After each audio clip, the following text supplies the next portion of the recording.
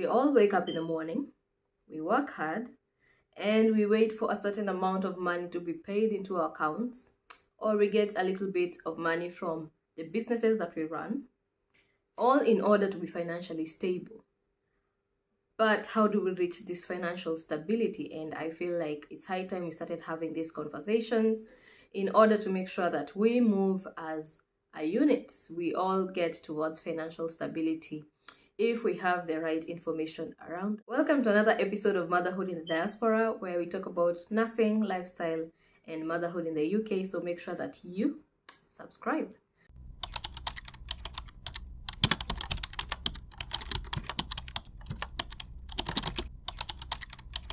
I'm just going to start with the first plan, and that is an emergency fund.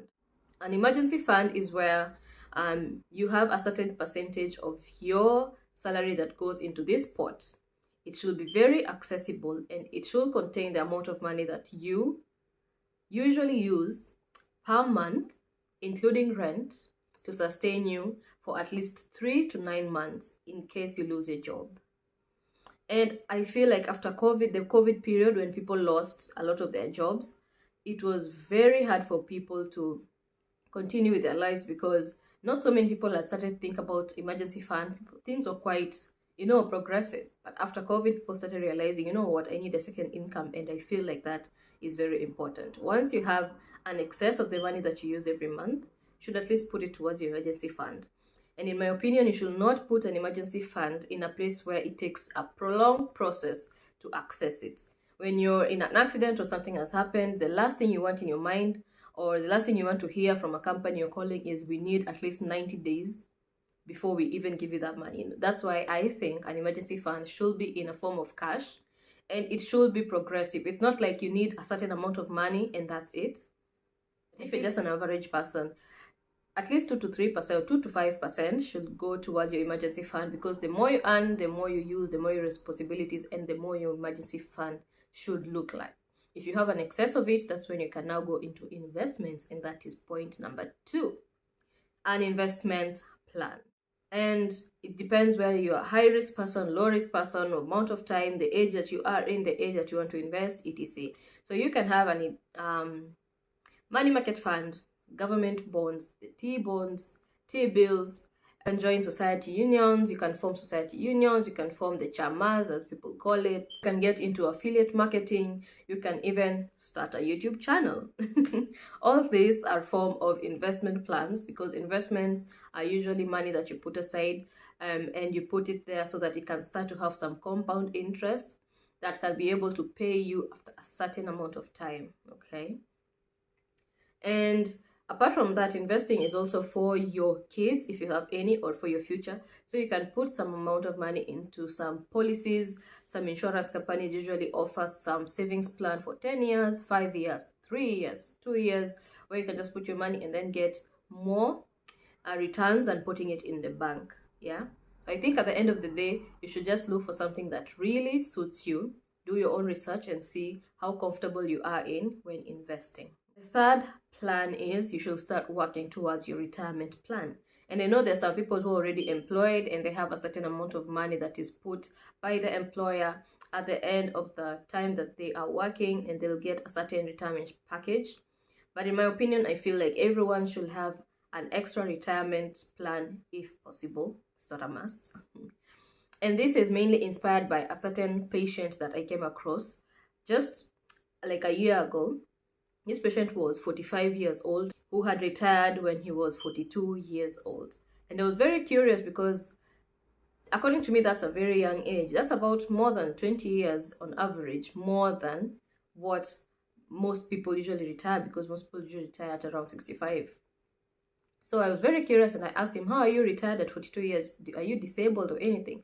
He said, nope. When he was 18 and he started working, he just invested in a private company that usually gives retirement benefits after 20 years.